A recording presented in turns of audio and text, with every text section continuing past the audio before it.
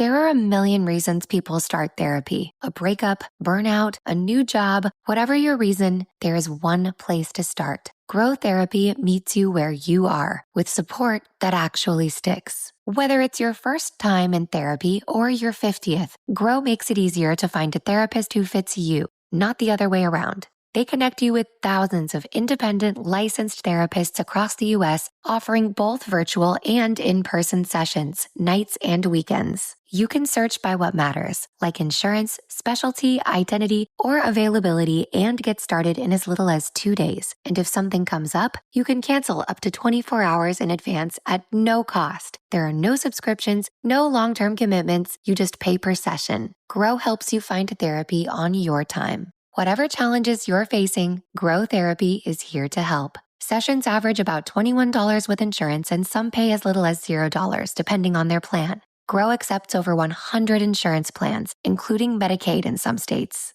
Visit growtherapy.com/start now today to get started. That's growtherapy.com/start now. growtherapy.com/start now. Availability and coverage vary by state and insurance plan.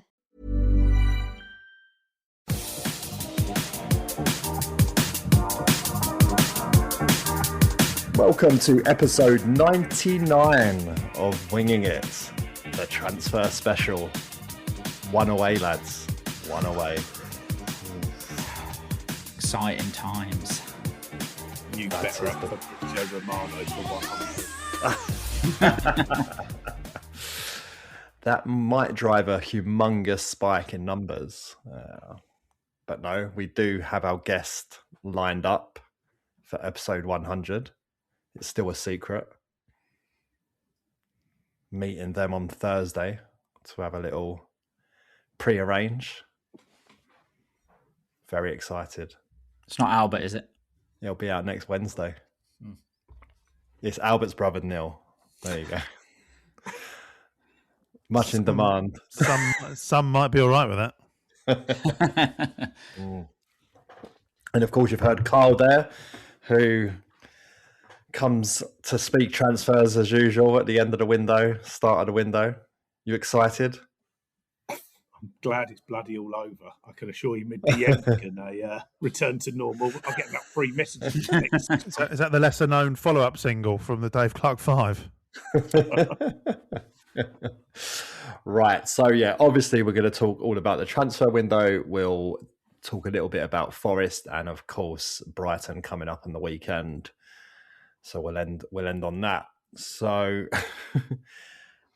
one of the strangest windows I think I've ever experienced as a Crystal Palace fan.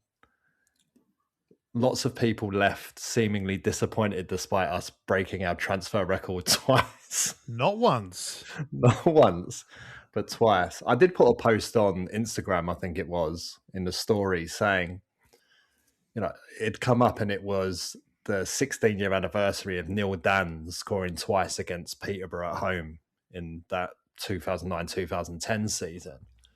And the match report said that Victor Moses was barred from playing because we were trying to sell him and the administrator wouldn't let him pay.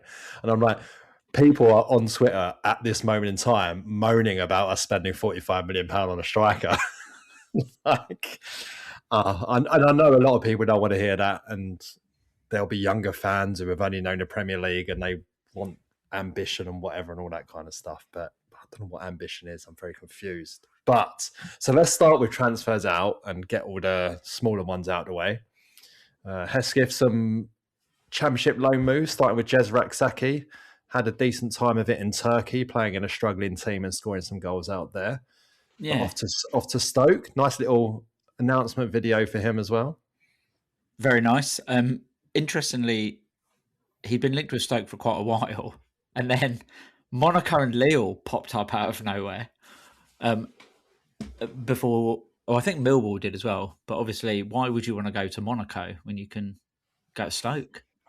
Stoke-on-Trent, mate. Stoke-on-Trent. I mean, good for him. I think it's good to remember that he's not a kid anymore. I think he's 23 now, so it's like he really just needs to kick on and do whatever. And I think we've all accepted he ain't he's not going to get in the Palace team.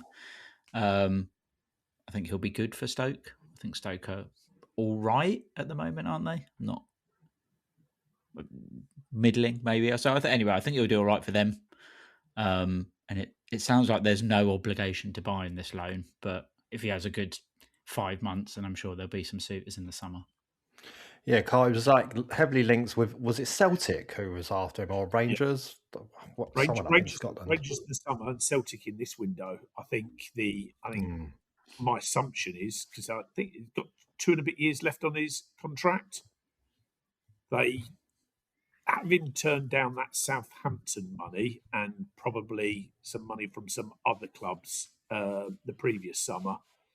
And back to your bit, Hesketh, there feels like there's no place for him with us. I assume they would quite like to sell and not get into a situation whereby they can't really go offer him a new contract, and he gets into a position whereby his contract's running down. So my assumption was actually Palace weren't sanctioning the loan to Stoke to see if any real money came in, and I'm not sure any real money did come in for him. So yeah, he's getting some good links, but I guess all of the clubs now, before anybody puts any real money on the table, wants to see if he can do it at a decent level, and that's what this does, doesn't it? Get the upside of Stoke, mid-table in the Championship, and they've got an injury crisis, so he should play. He should get games, and got a good manager there in Mark Robin. So yeah, he's hoping he has a really good spell.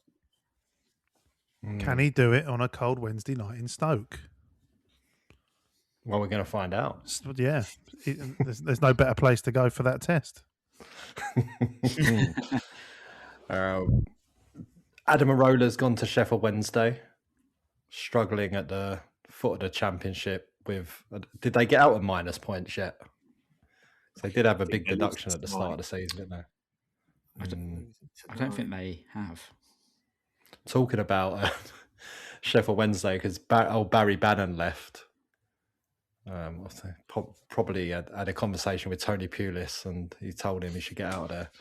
But went to Millwall, and did you see, Albert, that he took the 67 as his number, to which Sheffield Wednesday fans thought that it was a nod towards the year that they were formed, as a sort of sentimental thing. Only for him to say, no, it's for 6'7" because of my kids. Fuck yeah. I mean, it's a tragic story from every angle. There's no redeeming feature whatsoever. No. Yeah. It answers the question, minus 7 points. Yikes. They've won one game out of 30. I mean, the other who they beat should also be relegated, by the way. It's just by default, yeah. Get out. Thank fuck we can't draw them in the cup. That's all I'm saying. Yeah, bonus points for if you can tell me who they did beat, because I would love to know that. Talk amongst yourselves. So Adam Arola has gone down there. Imre and Hindalo Mustafa have gone to West Brom. So, I mean, they're kind of middling table as well, aren't they? They're not looking like they're threatening. I think they're in the relegation zone. Are they that low down? Yeah, I think they lost to Portsmouth, and Portsmouth went above them. I think. Oh, I've got to get that league table back up again. I think yeah, you're right. They are. Oh, God, blimey! Yeah, third bottom. I've got a mate who supports West Brom. Leicester are going to surpass all of that. I've got a mate who supports West Brom, and I was talking to him about Imre before he signed, and said, he did well at Bromley and the fans liked him. He did well at Blackpool and the fans liked him. And he was like, look, normally our loans are like under 21s from Premier League teams who have never played a professional game. So I'll take it. Having seen one of the goals at Portsmouth where Imre backs off quite a lot, I don't know how he's feeling. And they've now loaned Hindo, who also hasn't played any senior games. But fingers crossed he gets some games, because I really like Mustafa for the 21s. But whether he can turn around their fortunes or not is quite a big ask, isn't it? You're talking about I know this isn't the West Brom transfer window, but imagine being in the bottom three and you've just loaned a player who's not played any football, who's been bombed out by Nuremberg, and Danny Imre, who hasn't played for Crystal Palace. Trust the process. Yep. Obviously, Mark Gay left, and we've dealt with that at the time.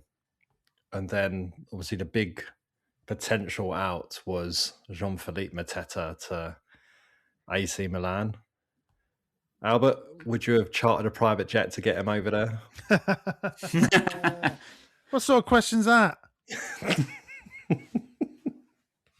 No, I wouldn't. But I might have looked at Ryanair to see if there was a slightly more affordable deal. Jean-Philippe, I'm at Biggin Hill. Where are you? Yeah, it's been a bit of a mess in that sense. We all discussed it about how's he ever going to pass a medical anyway is part of the problem. And BBC seeming to suggest today that we sent across all the medical stuff to Milan. So it wasn't like we were trying to pull the wool over their eyes in any sense. But were they heavily redacted like the Epstein files? Yeah, probably. Now I've got an image of Philippe Mateta on all fours. Well, not with that knee, actually. Maybe he's on threes. He needed getting up. Yeah. Imagine he's done his knee because of the corner flags. Early part of this season, kicking the corner flags through it out. Now, I think we can all agree it would have probably been best for all parties if it happened.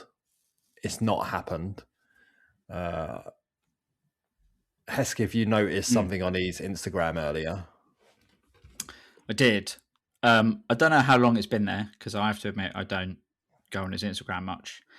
But his bio in French, obviously, says one day they'll understand, which is a little bit like emo teenager for my liking.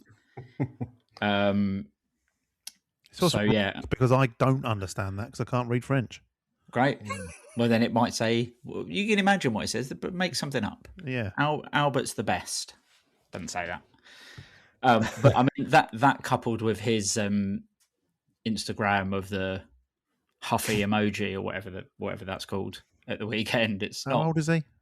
Well, exactly. It's not looking too good for him. Yeah. I touched quite a lot last week how I do actually feel kind of a bit sorry for him, and it would say I think best for everyone if he did go to Milan. It's not ended up happening. So Carl, we obviously know a lot of it will be down to the knee. Was there anything else involved in it breaking down?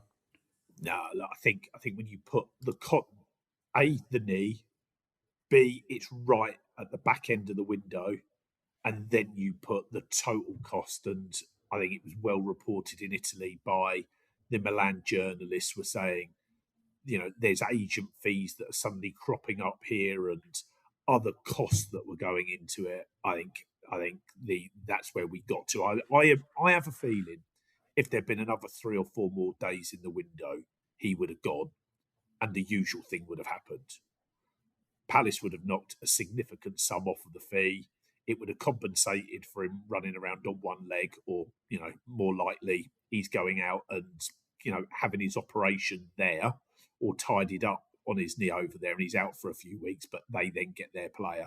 When you think about it right at the start, the first offers that had come in to his camp were all about him going there in the summer, not now. And then it was all brought forward. But, Milan didn't lose Nkunku. He didn't go. So, yeah, I think there's a whole series of circumstances here that's, put us into a place whereby there are no winners out of this. Milan haven't got their player. Mateta hasn't got his move. And we've got an injured player whose value's going down. He's going to have 1 year left on his contract come the summer. Oh, and he's not going to a World Cup, probably. Do you think he's going to just have the surgery now? I think if I'm Palace, I'd be saying to him, have a real big think. And if I was him, if I was his agent, I'd be saying to him, there's a March squad. If you're in the French squad in March, manage your knee. good news at Palace. You now don't have to play 90 minutes and the 23 games for the rest of the season if we make the final. He'll be sharing that load with Strand Larsen. Build your bridges back, get back in the team, be playing 45, 50, 60 minutes and keep in the French squad and you go to a World Cup because it's an opportunity of a lifetime. Then go get your knee done after the World Cup. That's what I'd be saying to him. Now, who knows what his motivation is? Because if his motivation is, I just want to get out of this place and get my next big deal, then you get your knee done now, don't you? You do it on Palace's time, on Palace's salary, and then you're available at a cheaper price come the summer. That's not his issue. He still gets his big salary and off he goes somewhere. What's he going to be motivated for?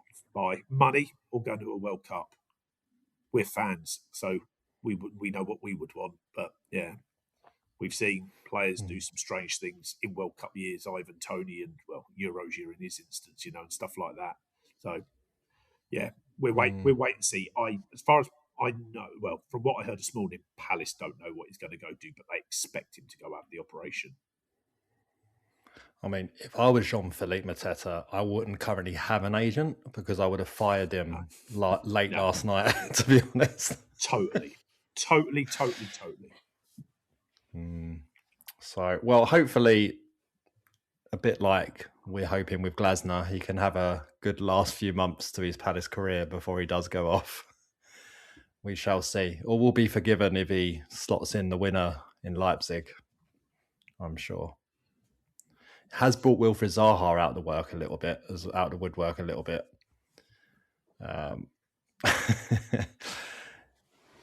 He said something about, there's no about loyalty in football when he's saying, get your contracts and all that.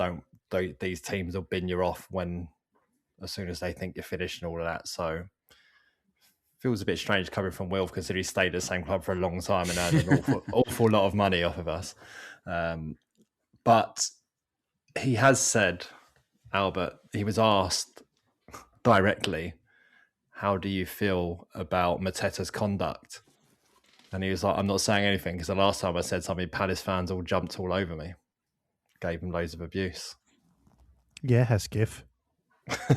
How dare you? Did they?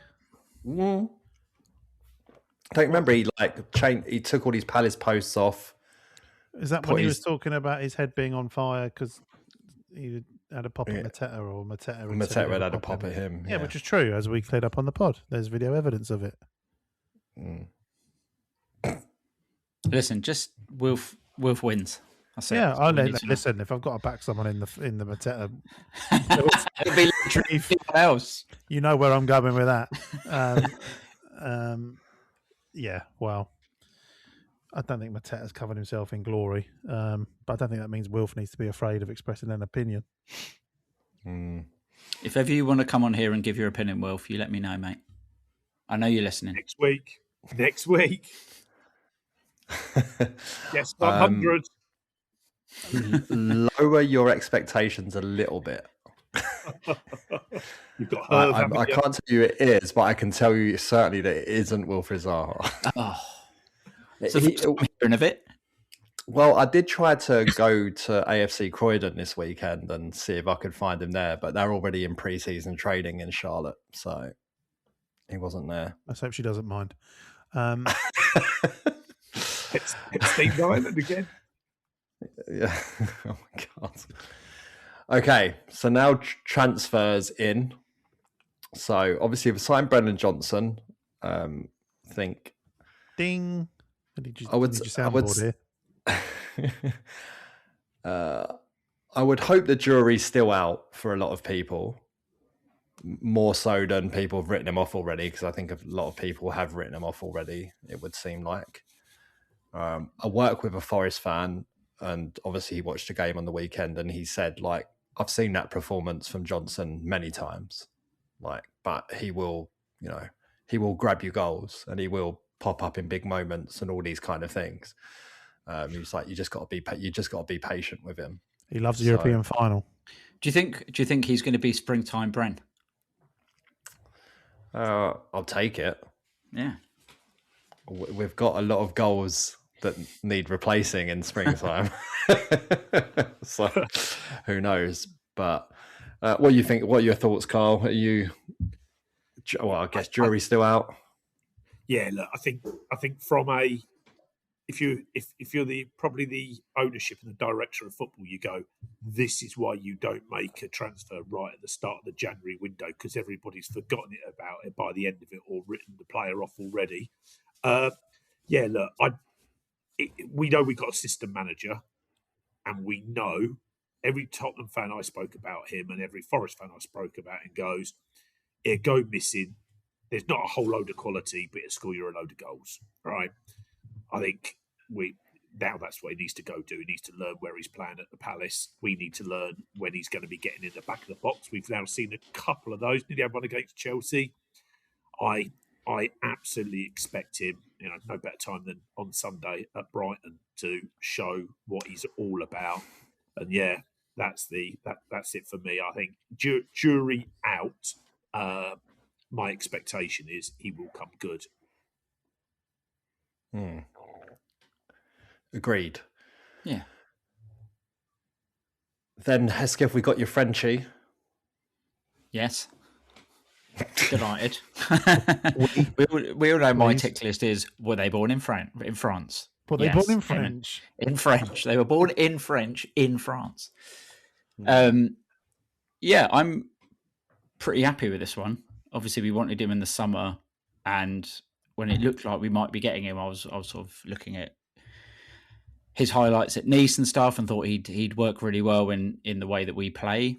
Obviously, he went to Villa, and they play a very different kind of football, and it hasn't worked for him. I think they played him just fully as a winger, which didn't really seem to suit him. I know Villa fans think he's shit, but I just don't think he got a fair crack, really. And in his interview, and he came across really well in the interview, it sort of sounded like maybe I'm manifesting it, he kind of maybe regretted it and felt like Palace, was the right move for him, actually. So I'm hoping that he comes in and has something to prove, because he didn't have a great time at Villa. I don't think he's turned into a shit player over those sort of 6 months. He's still only 24, I think, and he plays for Ivory Coast. So I mean, he's ticking every box in the playbook here. So I think it works for us because he's on loan and has something to prove. And if he does well, and then we say, right, we want to bring you in, then it works out for him, and Villa make their money back.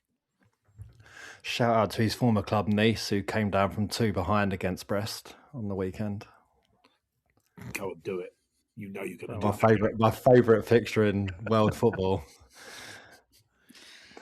Nice versus Brest. Excellent. Albert, obviously, Hesketh's kind of touched on it yet. They're not the best time at Villa. Can he turn it around at Palace? Do you trust our scouting enough? Yes. I mean, I don't really know. Is he?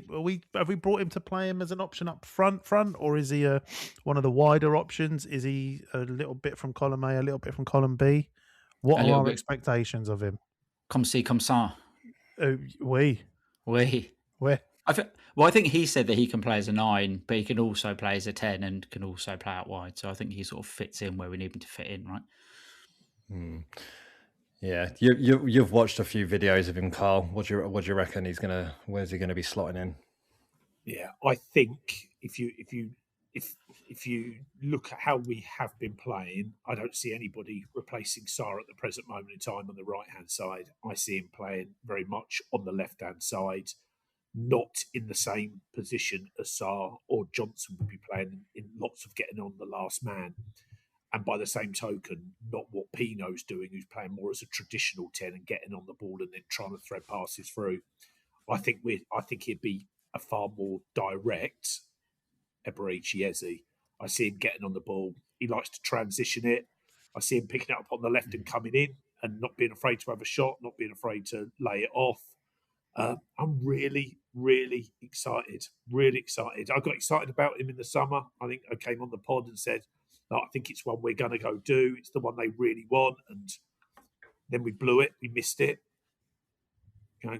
Fumbled it, I think would probably be the analogy. And now we get a chance to go get it back. And, you get a feeling. I think he's a proper Palace player. and I don't quite know what I mean by that, but I don't think Brennan Johnson is a proper Palace player. I hope he really works out for us, but I actually think Evan Gusan is a proper Palace player. I think we're going to love him. I think we love players who get us off of our seats. Not that we're sitting a lot, but gets us excited, gets us running in different directions. That's what it do. It gets running in different directions. I'll say it a lot. I've just learned to trust our scouting implicitly. All the players we've brought in over the last few years. So I just don't see why this is going to be any different. Didn't just obviously fit into Unai Emery's system for whatever reason. So yeah, fingers crossed. I'm excited as well. And again, no better place to start showing it than on Sunday. And then, of course, transfer record broken for the second time in the window in signing Jorgen Strand Larsen. A lot of money, Albert. I'd say so.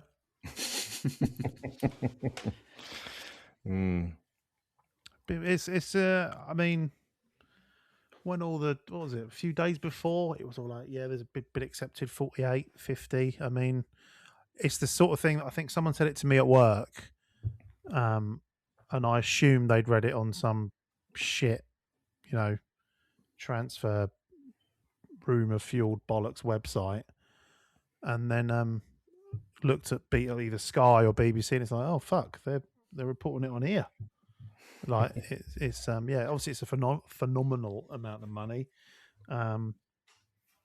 which obviously we're not 30. What is it? 34 on Brennan Johnson seemed an awful lot. So to then drop even more than that later on, and again at the time you're thinking, well, if we're getting 35 from Mateta and we're spending 45, 48 on JSL, then obviously it's only an outlay of 10, 13. So good business. But then obviously the Mateta thing doesn't happen, and it's like, it's a big outlay. But obviously not done that well this season. But he's been playing at a terrible, terrible team. But we've obviously seen something. He scored 14 goals the season before. He's younger than Mateta. He's not posting silly emojis on Instagram. So yeah, it's exciting, isn't it? I know it's. I think as Palace fans, we're probably all a little bit apprehensive to throw that sort of money around, but someone's justified it somewhere. So it's now down to him to come out of the blocks firing and start proving why we've done that. Hesketh, how did you feel about him with all these social media content, all the interviews and all that stuff? How did he come across to you? Yeah, I thought he came across great. I think in the midst of all of this stuff about Mateta and Glasner and whatever, and obviously he's not going to say anything to the contrary, but seeing someone legitimately seem quite excited about signing for Palace and what it means and what he wants to do at the club is a breath of fresh air, really. I thought he came across really, really well in that interview. He I think knows he has something to prove. He said himself, he knows he's not had a great season so far, but maybe a change of scenery, a different type of team. I can't imagine there's too many players in that Wolves team who are having a good season. And I think it's a chance for him to just, get a turn the page and say, okay, well, never mind that. Let's remember what I was doing last year. And having seen a video earlier this evening of his goals at Wolves last year, there's a lot of different types of finishes. He scores headers, as you would imagine he would, but he's got outside of the box, 6-yard box. So he sort of seems like he's going to be quite a versatile striker rather than just a big lump that we can pump the ball to. And I'm also pretty excited. I think it is a lot of money, but in a sense, you just have to say, well, whatever, we've spent it now. So all that matters is that he does well and scores some goals. Easier said than done, but I think it's quite exciting. Carl, it was a on, then off, then on, then off, then back on again kind of saga. Can you shed on any light on the ups and down nature of it? Yeah. What's never been off, or probably better, put it as a positive. What's always been on is the centre forward they wanted. Always been the centre forward they wanted. It was where all of their analysis took them. Right age profile, plays in the Premier League, already in England. Norwegians typically acclimatise well. I know we've got the Sorlot experience, but generally acclimatise well. So they just all along. Why have you said that? So he might be the wrong manager. But it was so everything directed them to him. But it was a big, big chunk of money, and it was on. It absolutely was on, and they got the deal done. I think it's fair to say I don't know if we had permission to meet up with him, but the club had met up with him and his agent, and they got a deal shaped out. And then it was definitely reported by the press that we'd had a very big offer accepted by Wolves. And then I think Palace, as sometimes they tend to do, reflected on it and went, that really, really, really is a lot of money. And at that stage, we still didn't have the Mateta deal done. Was he going to Forest? Was he going to Milan? Was he going to go Juve? And wanted to ended up getting into some renegotiation. And I think, but that's some of the stuff that comes with a record transfer with a club that really cares about the money. He was going, the data shows us this. In an ideal world, we'd be getting him for cheaper, but we're not. Do we definitely want to go do it? They knew he was never going to start against Forest. So they took the rest of that week to get themselves into a position to negotiate it a little bit more in their favour. And, some of that's about the add-ons and all of that. What first had it looked like they were going to be absolute slam dunk for Wolves, and now about us qualifying for Europe next season and stuff like that. So it's a little bit more paid for performance, which is better. But what they've never ever doubted is about the actual player that they're getting. What he should be able to go deliver to us. And it's a lot less than Newcastle were prepared to pay for him in the summer as well, right? So we're not the only team who's thought that about him. Yeah, look, and I think that's where it's a good chant about that. Yeah, yeah. It was a great video. No, it's fantastic. Yeah, and I think that's. If you're Newcastle, you ain't have him. You're not going to buy him off it. No. I know what I'm singing next time I'm at Selhurst. Oh, love it. Absolutely love it. Yeah, so I'm excited. Good energy. Seemed, as Hesketh said, really excited to be here. Seems like he's gonna be a character. Lots of similar traits to Mateta, differs slightly, but yeah, if we can get service to him, he'll score goals. And look, we've bought a lot of players in those positions who are supposed to be able to give service. So hopefully that is what will occur for the rest of the season, and great success to come for Jørgen Strand Larsen. And then the final thing was Dwight McNeil, which has been a very bizarre and sad state of affairs, really, in the sense that it kind of came very, very late in the day. I don't know whether that has been because it had just been kept quiet and it had been bubbling away for a few days or whatever. But the deal sheet goes in. We're all expecting it to happen, and then a couple of hours later, Palace appear to pull the rug out from underneath it and say we're not doing it anymore. Hesketh, there's been a post that's gone viral pretty much from Dwight McNeil's girlfriend showing a sort of emotional side of things and what it's done to Dwight McNeil, obviously. Mm-hmm. And then, of course, there's been a load of fallouts down that of, Everton have tweeted it and saying, you're an Everton player and we're all sticking by you. And all their fans are starting to be like, yeah, you're one of us, which is not how their fans were behaving on social media last night when they were saying, I'll drive him there. Yeah. Things.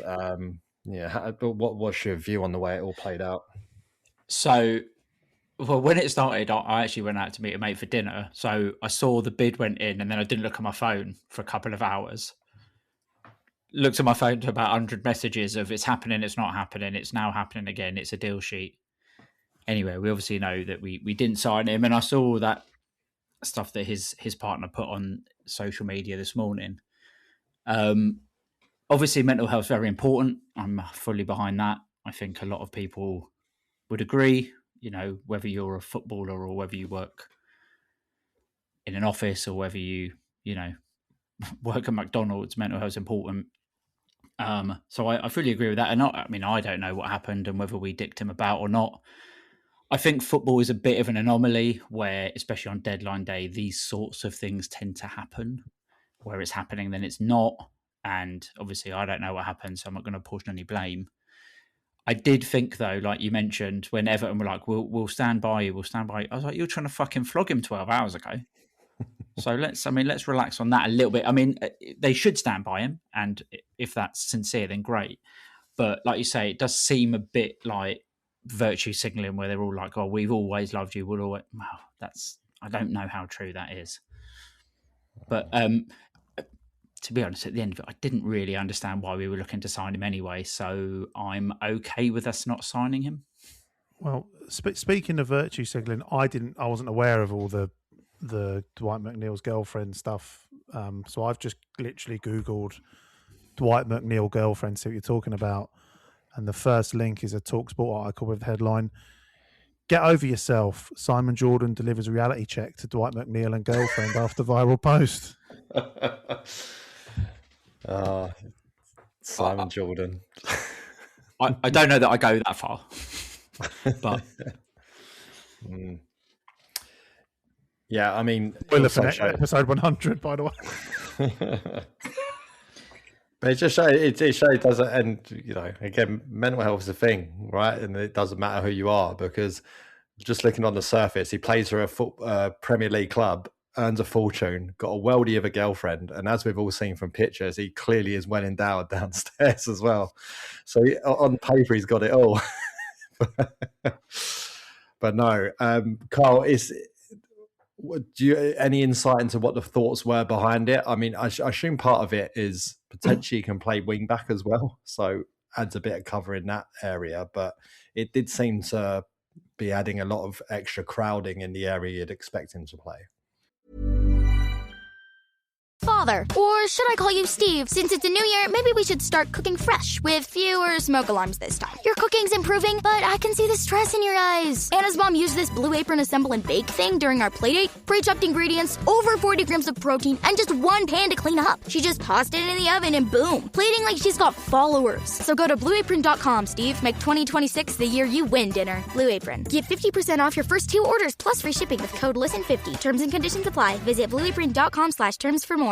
There are a million reasons people start therapy. A breakup, burnout, a new job, whatever your reason, there is one place to start. Grow Therapy meets you where you are with support that actually sticks. Whether it's your first time in therapy or your 50th, Grow makes it easier to find a therapist who fits you, not the other way around. They connect you with thousands of independent, licensed therapists across the U.S., offering both virtual and in-person sessions, nights and weekends. You can search by what matters, like insurance, specialty, identity, or availability, and get started in as little as 2 days. And if something comes up, you can cancel up to 24 hours in advance at no cost. There are no subscriptions, no long-term commitments. You just pay per session. Grow helps you find therapy on your time. Whatever challenges you're facing, Grow Therapy is here to help. Sessions average about $21 with insurance, and some pay as little as $0, depending on their plan. Grow accepts over 100 insurance plans, including Medicaid in some states. Visit growtherapy.com/start now today to get started. That's growtherapy.com/start now. growtherapy.com/start now. Availability and coverage vary by state and insurance plan. Yeah, look, I don't think anybody had Dwight McNeil as a surprise on the bingo card for the late signing in light of what had already come in. And I know you guys know this. I think I've said it on the pod previously. I've got an NDA with Unique, so I couldn't have mentioned it if I'd known, but I had absolutely no idea. I'll say that I had no idea. So I have a feeling this was a little bit opportunistic with other transfers not happen, and he'd been offered our way, and at that stage Mateta was still going to be going through, and they went, you know what, let's do it. again, it's another, I'll call it grown-up, experienced player who can open up against a low block, and that's an issue we've got. Let's throw another asset at trying to win the Conference League, but it has the benefit he's played inverted as a wing back previously, so he offers a little bit of wing back cover, and I think that's all it was. I really do. I don't think there was anything too strategic about it. Apart from, again, they wouldn't have had to run the stat packs. It's common knowledge we went through when he was at Burnley. And, he's a player that Ben Stevens and the recruitment team and Dougie have obviously always liked. So when they've done all of the work on his personality, because they did that, again, before, Dougie talks about how he does all of that. He'd done all of that when he was at Burnley. So I think they thought it was a really safe bet. But again, somewhere later down the line, it's all broken. It's all fallen apart. One assumes we're at the heart of it falling apart in light of, there's probably a negotiation on both sides. And yeah, we're seeing the human or hearing of the human side when a transfer doesn't happen. And I think we can probably all understand it, but we can't fully relate to it because we don't work in an industry whereby we're commoditized as an asset, It's so the window as a whole, we'll get into shortly on players we might have missed out of. From the outside looking in, it kind of feels like we've got European football. We feel like there's a chance we can win the Conference League. Why wouldn't we? It's a winnable competition. We've always set it out as a target, said our season's going to be defined on it. So we've kind of, the strategy appears to have been altered a little bit in the sense of we've abandoned the going and looking for the young players in this window because you need players that are ready. And we've kind of gone and after players who a little bit out of favour, who, if we can turn them around, and we clearly hope that we can, because it's all players we've done work on in that sense, especially with Gesson and Jürgen Strand-Larsen. It's like, we can get them firing. It's going to stand us in really good stead for the rest of the season. And yeah, but I'll ask you, Carl, is it a risky strategy given the way things are at the top with Glasner at the moment? Well, we're definitely wiring ourselves up to some big financial commitments.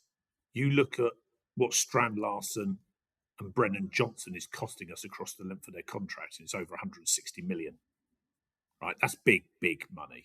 Now, you could say if you ended up in a terrible situation of relegation, you'd be able to unload, and it's not an 160 million hit across the length of the contract. Maybe it's a 20 million or a 30 million or 40 million. You can recoup some of it all, but there's some big outlays there.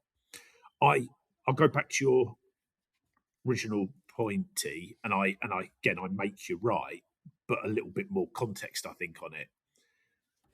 The decision was made long before Glasner had told them he was departing, that they were going to strengthen in January with players who could make an impact now. And it wasn't, I think, let's look for those who are, got something to prove or are out of favour at their clubs, like a Brennan Johnson who couldn't get the Tottenham team, Gesson who's clearly hasn't worked at Villa, and Strand-Larsen who's ended up on the bench at Wolves. That's just the nature of the type of player you can get in a January window. There were absolutely other players in other positions they went for who are very much in their clubs, starting 11 and playing for their countries, and they went with big money. They just can't get them out in a January, and that becomes the problem in a January window.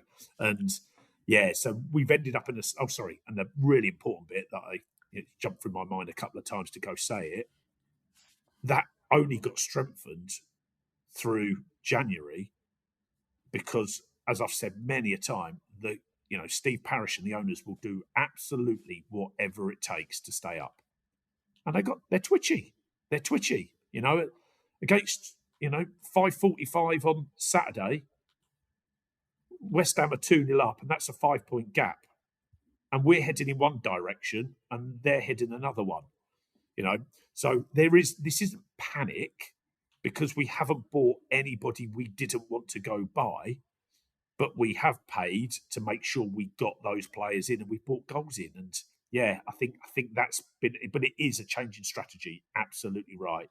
There were young players that the recruitment team really would have liked to have brought in. And it's like, that's going to be for another window. Now we're going to try and win something again and get Europa League football, which will again transform us as a club. And let's make sure we got the players who can definitely keep us up. I thoroughly enjoyed it. We're always just assuming we're going to win in Leipzig. So what we now 12 without a win. Brilliant.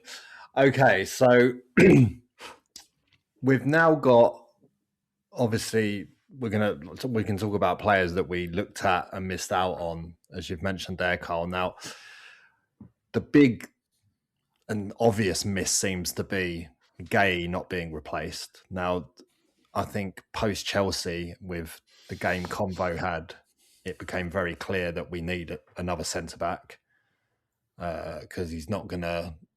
He's still going to take some time. He's still raw, and I think that's become quite clear in some of his performances. He's had some really, really good ones, but then also made some quite high-profile errors now. And obviously, we're hoping that Chadi Riyad could come back and still be a good player. That appears to be the case. Like, he seems to be doing all right, and probably lucky to escape a second yellow against Forest on the weekend. Quickly subbed off, but he looks like he knows what he's doing. So we probably still needed to add one centre back, and not adding one centre back seems like it could come back and bite us in the arse, unless we, Glasner's talked about going back to square one because we've got loads of players in.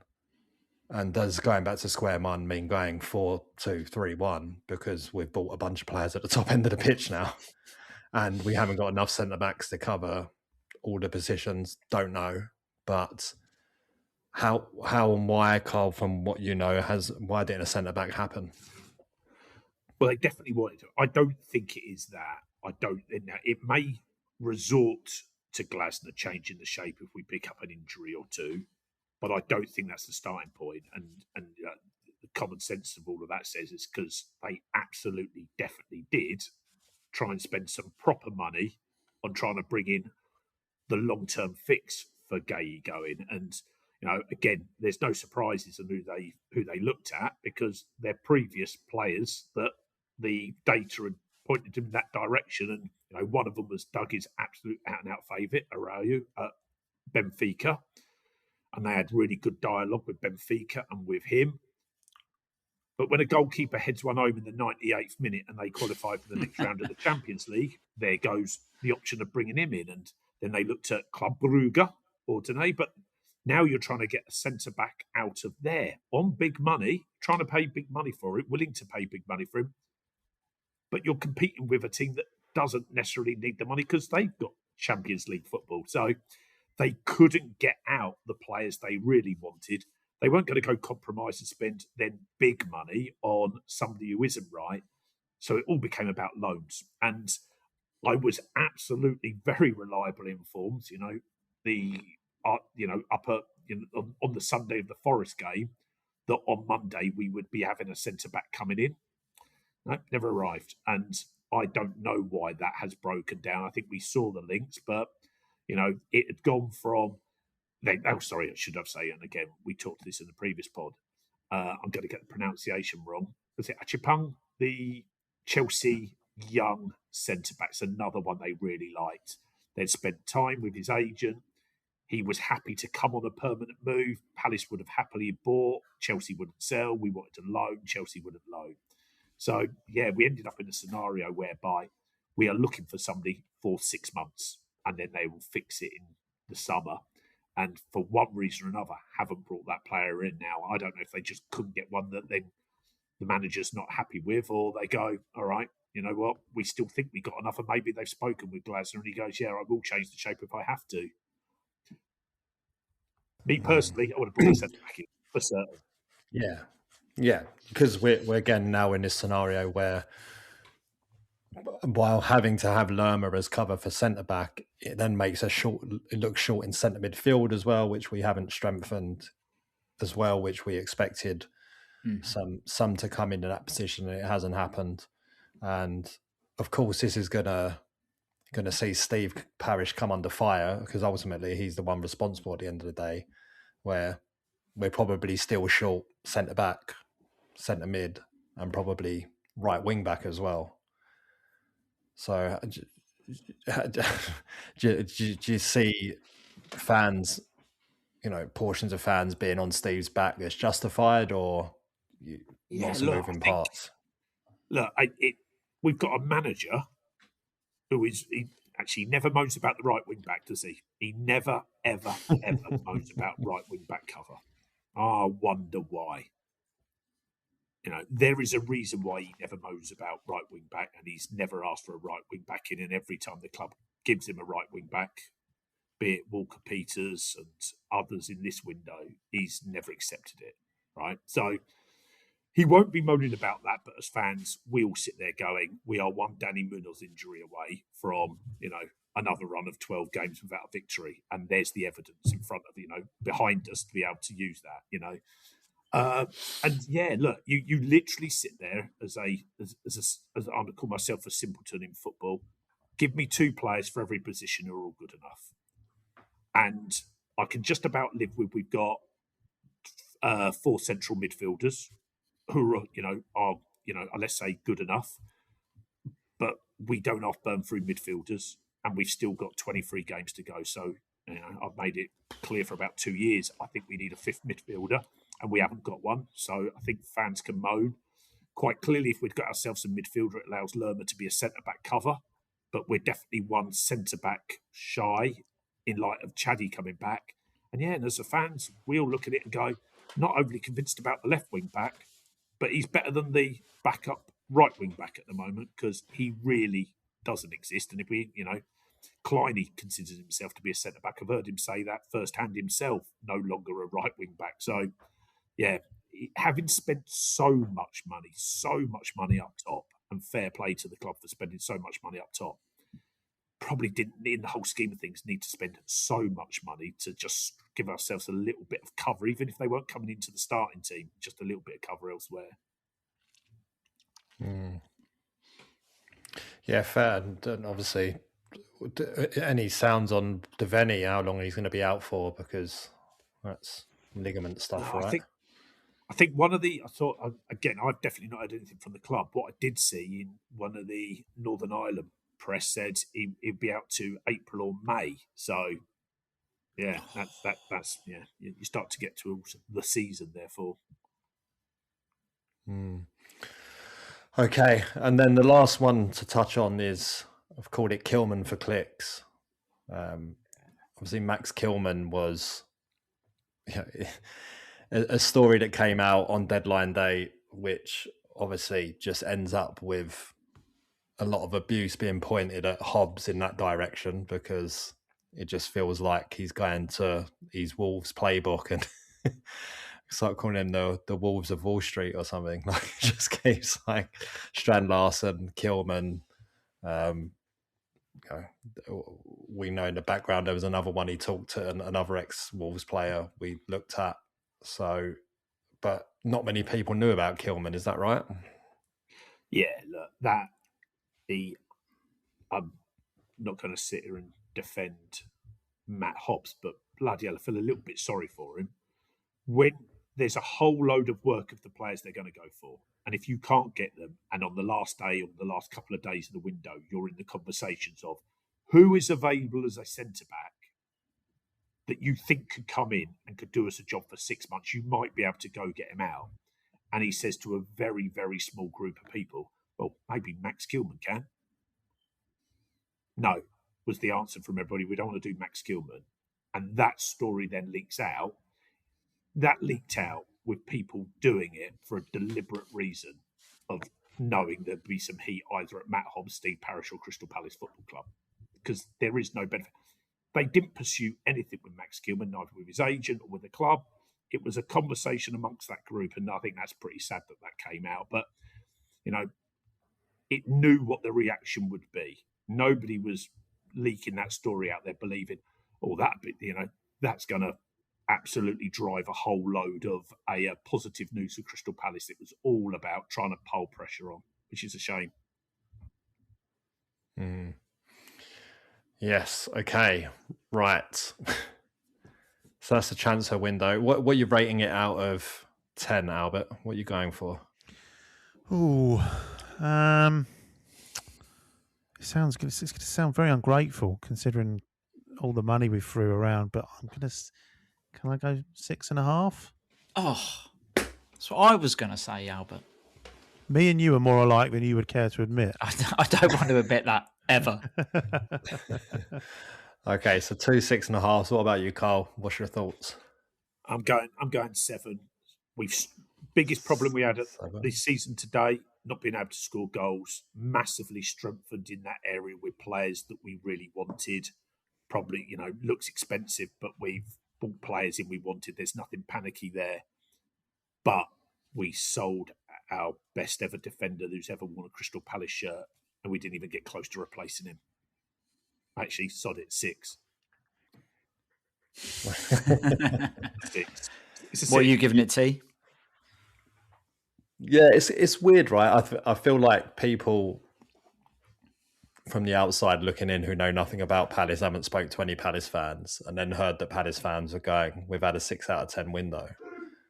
Might be a little bit like you say, it seems a bit ungrateful and all of that. But I think it's, if we're just saying bang, like we've lost, and we always knew we were going to lose Gay at some point, but we've lost an absolute world-class centre-back, and no one expected us to go and sign a ready-made world-class centre-back because that's just not realistic.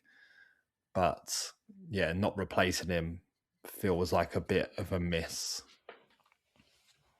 But we have broke our transfer record twice, and it's like we say, added goals. Guess on someone's we've been after for a long time. So and I think 6.5, but one more player, and it could have been a 9. Yeah, you know what I mean? I'm happy with the players we brought in. I think that's a positive. I just wish we'd brought in, cover elsewhere. And maybe if we could have got Mateta out, we might have ended up with that extra player in.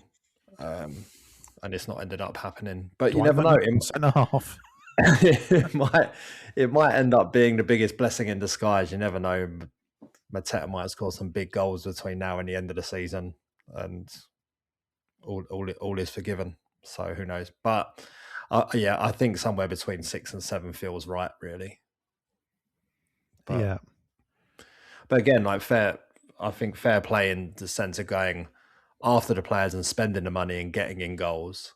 But at the same time, you have to be marked down for missing out on a key position, if not 2 key positions in it as well. And could do better, but not the worst in the world. Definitely not the worst Premier League transfer window of all time for any club ever. Right, so let's quickly fly through Sunday then. I decided last minute to go, so my first Northern away for quite some time. And so thanks to what was his name's Boise, I think. Boise is his name, for sorting me out with a ticket. Thank you very much for that. Had a great day. Walked down my row. Happened to walk into that reprobate Carl right there, standing in the same row.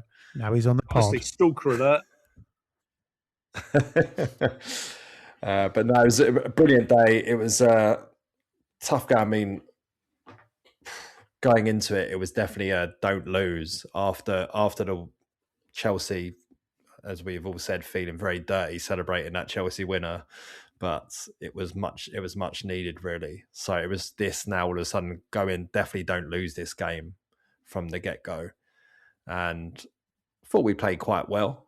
I thought we, had an early chance to score. Obviously, they take the lead from another set play in terms of a throw-in coming into the box and bouncing around a bit, and Gibbs White scores. But Carl, you were very keen to point out that how annoyed you were with Adam Wharton for that sending off, because he would have definitely been the player that would have resultantly been able to help us unpick them after Nico Williams tips the ball out the top corner.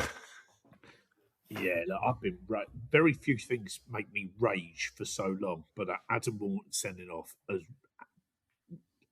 literally bugged me from the moment, both Glasner leaving him on and him getting himself sent off. And yeah, absolutely right. I mean, the one thing you now need is somebody who can get on the ball, move it at pace, pass it forward, find the lines, intricate passing, and yeah, that's not Will Hughes or Jefferson Lerma, is it? Unfortunately. Yeah, Albert he's got it in him though, isn't he, Wharton? I think he's probably been lucky to escape a red card a few times as a Palace player. What, a bit of narkiness? Yeah. Yeah, and you could see it brewing. We spoke about it last week. It was annoying that there were Chelsea players that had done similar, if not worse, that didn't end up getting sent off. But yeah, silly from Wharton. And yeah, I think you've hit the nail on the head. I think it was a decent enough performance, but considering we played a whole half against 10 men, you've got to exploit that, and we'd have had a better chance of exploiting it with Adam Wharton on the pitch. Still think there's a decent case that we should have done better even without Adam Wharton on the pitch. I wasn't too happy at the end of the game. At times it felt like Forest was still playing with 11. I feel like all things considered, we should be disappointed with that performance. Yeah, and it felt like a game we were talking about at half time that obviously it's going to clog up Johnson and Sarr and prevent them from using their strengths. And it had to become Jeremy Pino's game to unlock. And it felt like a frustrating performance. He tried to go and do that. Absolutely tried to get himself on the ball and tried to be the one to make it happen. But we were talking about this, Hesketh. We haven't had an argument about it yet, but it's not like I've fully appreciated that he tried to take the responsibility on, but he got it wrong over and over again, didn't he? So, yeah, the context of this conversation is I think it might have been Albert in our WhatsApp basically being like, what do we think about Pino? And I was like, I thought he was our best player. And then other people will be like, no, mate. And funnily enough, I went on to, and then I was like, it's too late for me to be told off on a Sunday. I'm going to bed. But I actually looked on Twitter, and it's one of those things you see where like two tweets next to each other. One was like, Pino is fucking shit. And the one above it was like, Pino was quality today. So caveat, the second half performance was not good from the team. And I agree, if we'd had Wharton, it would have been completely different. I think if Deitch had played, he can carry the ball forward, which is good, and we missed that. What I liked that Pino did was that he wanted to come and get the ball, and he dropped deep and wanted to affect the game. I agree that his passing wasn't on, which is not great, because like you said, when everything is so congested like that, if you can have someone that can slip it between two defenders or between the lines, then that opens it up. And potentially puts Johnson and Sarr back in the game, or Munoz.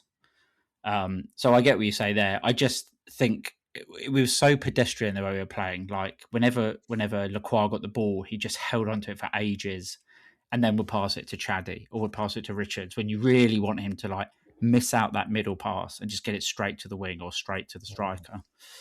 And I liked that Pino wanted to try and do stuff. I agree that, his eye wasn't in and most of what he did didn't come off, but I'd rather he tried than just sort of floated about. That's my argument for Jeremy. No, completely agree. I thought he was unlucky on a lot of occasions as well. And it's part of it as well was, looking for Brennan Johnson and them just not being on the same wavelength, because they're still new with each other and learning each other's games and all that kind of stuff. Like, hopefully all those things will resolve themselves over the coming weeks. But 3 things I want to point out. Forest are massive. They were obsessed with saying Forest are massive in like multiple songs, which the lady doth protest too much, it feels like. Marinakis is massive. Yes. Everywhere he goes. Persisting on calling it the world famous City Ground was also another one of these. Just because you keep saying it doesn't make it true. And then finally, a girl who couldn't have been any older than 16 years old, standing up at a quiet moment right next to the away end, shouting, "Champions of England, champions of Europe, you'll never sing that." So with the whole away end immediately going, "You stupid bastard, you weren't even born." Also, give it a few weeks. Yeah, wait until Leipzig, mate. Yeah. But I did think there was a lot of... I think football fans have lost a lot of the ability to banter back and forth. Like if you think back to the 90s, it would have been non-stop, constant back and forth. But it was like after about 6 or 7 minutes, everyone seemed to have run out of ideas, and it stopped. Where it feels like with the spice and everything that goes around with this fixture and everything that's been going off the field and the build up to it, I just feel like if you could have plucked this out and put the same scenario in like 1998, it might have been a lot more fun. But I did enjoy it. I definitely enjoyed the sung at us Europa League and you fucked it up, instantly retorted with Champions League and you fucked it up, and it really did go quite quiet around three sides of the stadium. Yeah. I thought they did well though. So when they scored and they were singing 1-0 to Europa League was pretty funny. Which, it's good. It was some good stuff, but it just died down quite quickly, I thought. And it's another one of those stadiums. It reminds me a bit like, Arsenal and Spurs and stuff. Like when they all get going, it can be very loud, but there's just no cohesion to it, and it's just in and out, and there's few and far between moments as opposed to anything sustained. But yeah, and so good not to lose. Good that Chelsea came back, and now we go to Brighton on the weekend, and they are in awful form as well, really. Yeah, and having lots of last-minute goals against them, although they've scored some of their own as well. I don't know if this is... you're allowed to say this or not, but I did see a tweet from a Brighton fan saying, "We're both shit at the moment. Can we just bin it off and have Matoma and Kamada have a samurai sword fight and see who wins?" But yeah, hopefully Kamada will be back. I don't know if there was some suggestions that he should be available, but I think he's meant to be, isn't he? Yeah, he's been training. I think he's in week 2 of training. So, you'd rather, definitely, you'd think he was a part of the game, wouldn't you? Yeah. So, I mean, no better time to play him. I don't like that at all. Kamada back. Go on, Strand Larsen. Kamada back. We build a statue. Strand Larsen. Wharton back. Guesson. Yeah. Wow. We're gonna have a bench. We're gonna have basically our best starting 11 available. Abandon that, you can't. Am I allowed to go back and have a moan? God, I sound really anti-Glasner here. When again in moaning about not having a bench, and I'm thinking, you're moaning about not having a bench and not being able to break down a low block, and you've loaned out Franz or an essay. Do you know what I mean? It's not like we had to spend 35 to 40 million pound on 2 players who would have done exactly what you needed. Anyway, look, I can get on the soapbox, but yeah, you've just reminded me that Matthias Franzer exists. Ding. I completely forgotten. Your defence is in trouble. Oh no, that's Eddie. He's not even like he's injured. I think he's not even playing. But Essay's doing all right at commentary. That's the perfect loan move, I think, for Essay. Working out well. So, question is, are we going to win on Sunday? Who's your front 3? Oh, that's a good question. I think it will be Strand Larsen, Pino, and Sarr. Yeah, I agree. What do you reckon, Bert? I think it'll be Strand Larsen, Sarr, Troy Deeney, and Johnson. Brennan, Oh, not right. Andy. Oh, Just for the record. You've disappointed me because I actually think you might be right, Hesketh, but I'm really hoping it's Gesand, Strand Larson, and Saar. I think ultimately that might be what it will be yeah. for the show. When the dust has settled and everyone's playing, that will probably be what we'll consider our best front three. But we will see. Anyway, been a bit of a long one this week, so thanks for bearing with us. Thanks to Carl as always for coming on. Brilliant stuff.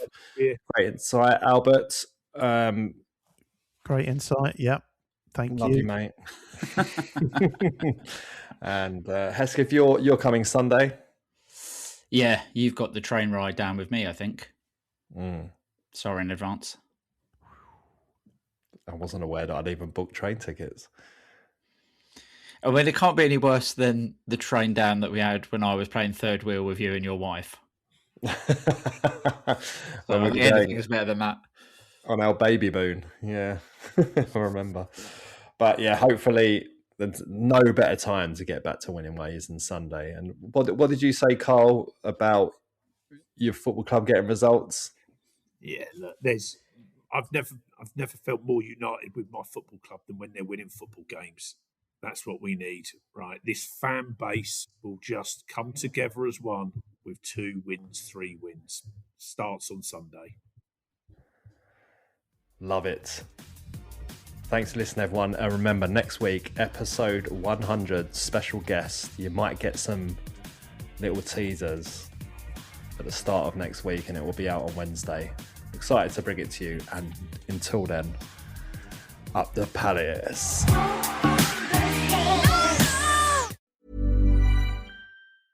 Dreaming of getting the all-new iPhone 17 Pro designed to be the most powerful iPhone ever? Then stay in bed and let a Boost Mobile expert deliver and set it up for you.